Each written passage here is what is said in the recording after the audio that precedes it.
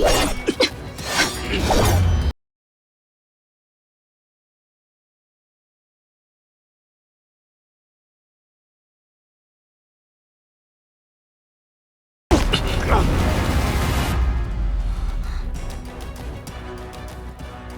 បាត់ត្រែ ប្រញាប់ទៅ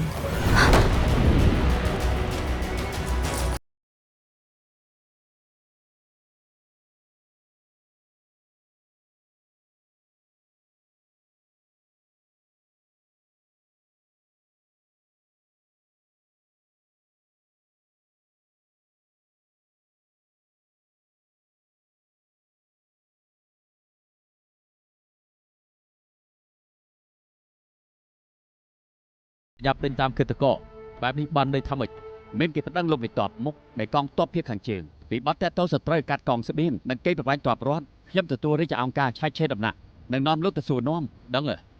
មានគេមូលបកាច់ខ្ញុំហើយចោលប្រកាន់ឬអត់នោះព្រះអង្គនឹងកាត់ក្តីដោយផ្ទាល់ជប់សិនយើងចង់ជួបព្រះបន្តទី3យើងចង់ជួបលោកឧបរាជ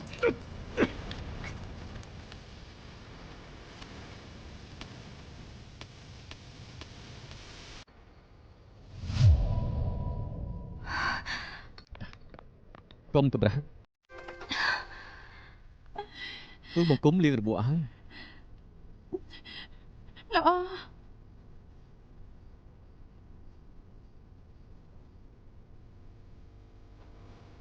ឈឺបន្តិចហើយ ចាត់ការចុះ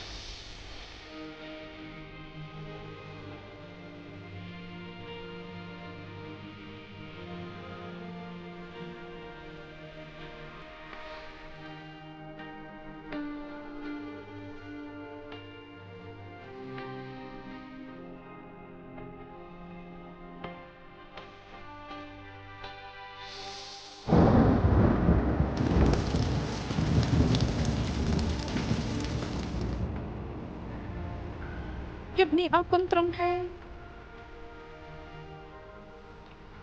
ទ្រុលយើងរួមដៃគ្នាហើយអរគុណធ្វើអីតា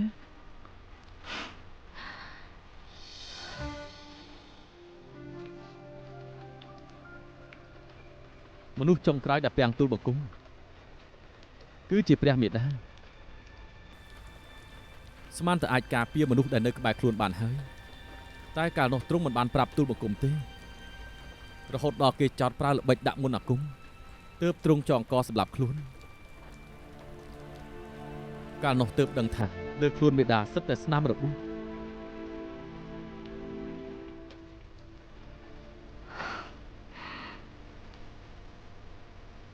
រឿងកន្លងហួសហេតុ ពីដើមដល់ចប់ទ្រង់មិនដែលប្រាប់ទូលបង្គំសោះយាងទៅទាំងបែបនេះ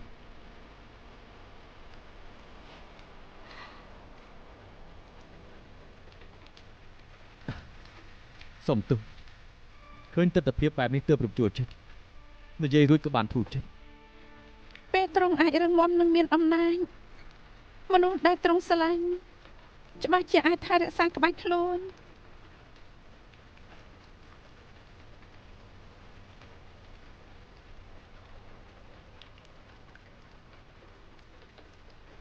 សូមឲ្យអ្វីអ្វីដោយសម្ដីត្រង់ចុះទៅថ្ងៃក្រោយទូលបង្គំអាចការពារមនុស្សដែលខ្លួនខ្វល់បាន ឆ្លងកាត់រឿងលំបាកទាំងនេះមិនថាកិច្ចការណាដែលត្រង់ចង់ធ្វើខ្ញុំម្ចាស់ស្ម័គ្រចិត្តលះបង់ជួយត្រង់ជានិច្ច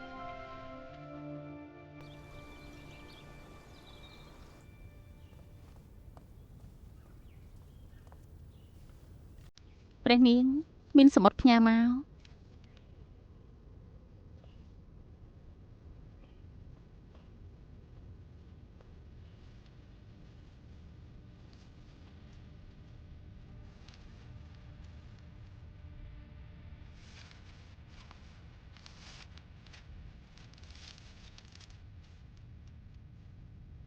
អាយ៉ាពេលនេះនាងមិនព្រមទទួលស្គាល់ខ្ញុំដឹងថានាងជួបការលំបាកគ្រួសារគូត្រូវសម្រាប់ចោលការនោះខ្ញុំគិតថានាងបាត់បង់ជីវិតបាត់ទៅហើយធ្វើឲ្យខ្ញុំឈឺចាប់ពីស្លាប់ពីរស់ពេលនេះបានជួបនាងម្ដងទៀតខ្ញុំរំភើបចិត្តខ្លាំងណាស់ខ្ញុំលែងជាក្មេងប្រុសគ្មានអំណាចគ្មានឥទ្ធិពលដោយការ10ឆ្នាំមុនទៀតហើយពេលនេះមានសមត្ថភាពការពារនាងបានចំពោះរឿងការពីមុនធ្វើឲ្យខ្ញុំឈឺចាប់បំផុតសង្ឃឹមថានាងនឹងផ្ដល់ឱកាសឲ្យខ្ញុំម្ដងទៀតប្រើប្រាស់ជីវិតដែលនៅសល់ការពីនាងខ្ញុំត្រូវចេញពីក្រុងពី3ថ្ងៃដើម្បីបង្ការពួកបះបោរបើថ្ងៃក្រោយមានជួបគ្រោះថ្នាក់អ្វីនោះត្រូវចាំថាមើលថែខ្លួនឲ្យបានល្អរងចាំខ្ញុំត្រឡប់មកវិញជូនពរលោកមេតបឈ្នះឆាប់ត្រឡប់មកវិញ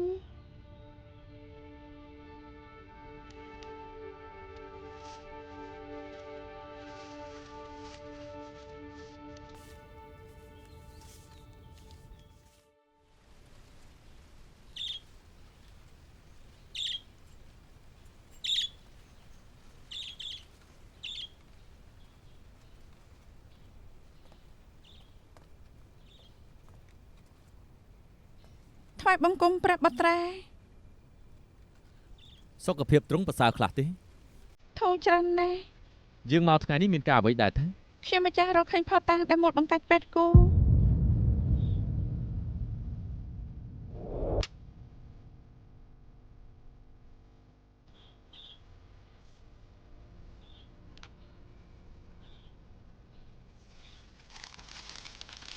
ព្រះនាងមិនគិតថាថ្មីខាងព្រះមហេសីស្ងប់សុខធម្មតាទេព្រះបត្រាបារម្ភថាត្រូវតែកិលេសមួយផតាំងអស់នេះលោកមហាមន្ត្រីនិងបត្រាទី3សុទ្ធតែមានទោសស្លាប់អំណាចព្រះមហេសីក្តាប់ក្តាប់វាំងខ្លាចតែមានល្បិចកលទេព្រះបុត្រាទី3យាងមកដល់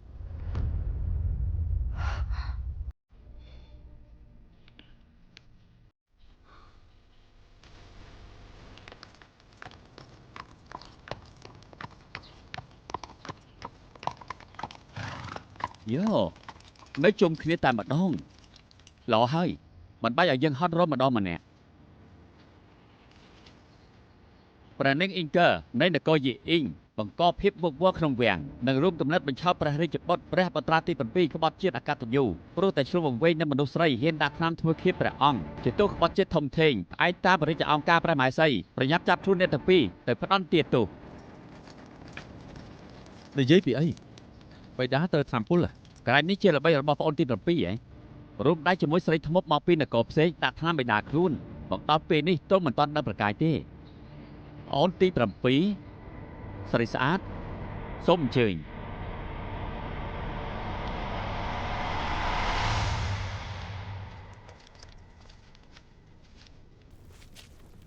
កុំថាយើងមិនអាណិតស្រឡាញ់ប្អូនទី7ឲ្យសោះយ៉ាងណាយើងក៏រកស្រីស្អាតមកកំដរឯងដែរប្អូនទី7និងស្រីស្អាតសប្បាយនៅទីនេះជាមួយគ្នាចុះ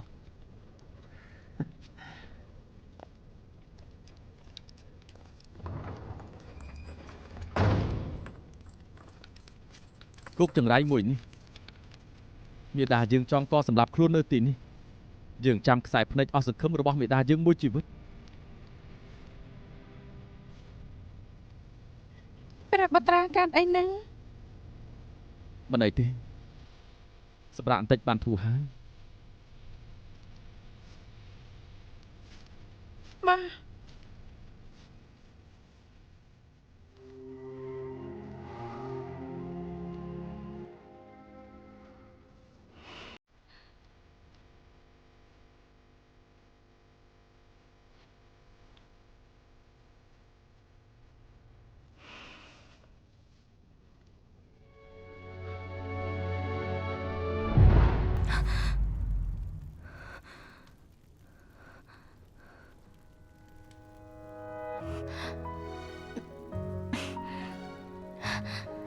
ម៉ែខ្ញុំរងាន ខ្ញុំរងានណាស់ម៉ែ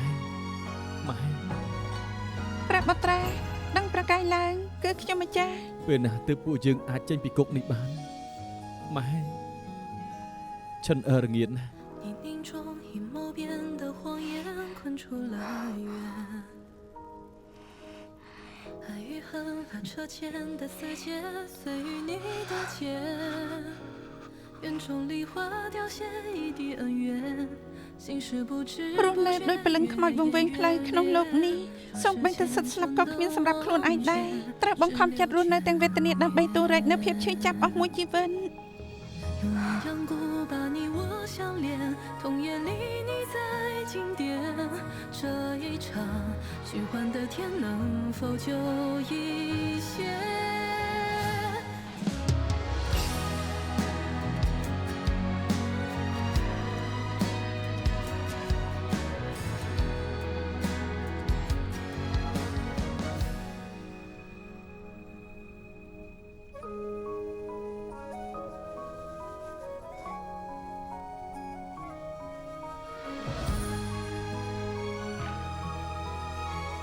មិនក៏នាងបែកញើសពេញខ្លួនបែបនេះ 荒凉的雨划过我指尖，跌落生 ឬគ្រុនក្តៅយើងឆ្លងនាងបាត់ហើយ 阴雨过交织这一场劫，写下了离别。桌上红烛摇曳，我又沦陷，轻捧着你的脸，再近一点，饮鸩止渴也干， នេះជាយាមណាហើយ 失望难圆。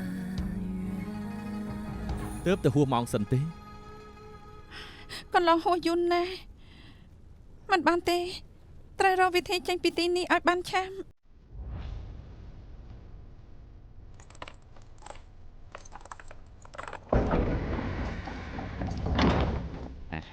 ព្រះបត្រាទី7នៅប្រនីងអ៊ីងកើព្រះអង្គក៏ហៅពួកទ្រុង បៃតាដឹងប្រកាយហើយ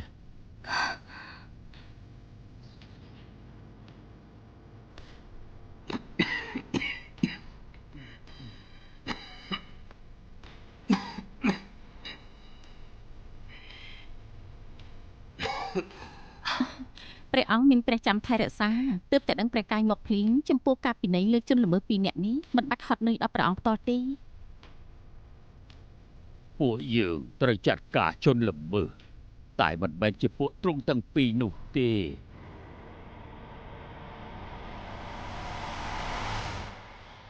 ឡៃហ្វូ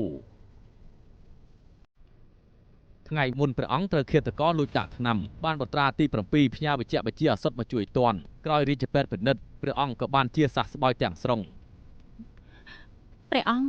រឿងនេះច្បាស់ជាព្រះនាងអ៊ីងកើនិងបត្រាទី7រួមដៃគ្នាហើយទើបមានសមត្ថភាពផ្សំឱសថបែបនេះ ព្រះមហេសី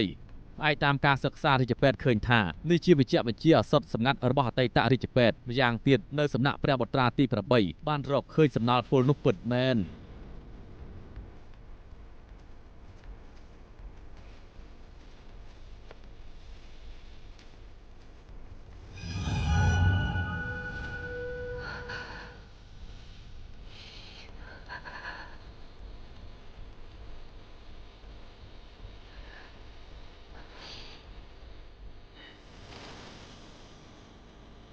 ព្រះបិតាមានភាពឆ្លៀវវៃអត់ត្រូវគេមុនបង្កាច់ទេនេះជាល្បិចរបស់បងអូនទី7រៀបចំឆាលអខោនពីដើមមកដើម្បីបំបែកដើមទម្លាក់កំហុសលើបុតតែម្ដងអាទី7មានអ្វីចង់បកស្រាយដែរទេ បាននិយាយពីរឿងទម្លាក់កំហុសបុត្រមានសម្បត្តិសម្ងាត់មួយច្បាប់ក្នុងដៃចង់ថ្វាយព្រះបិតាទោស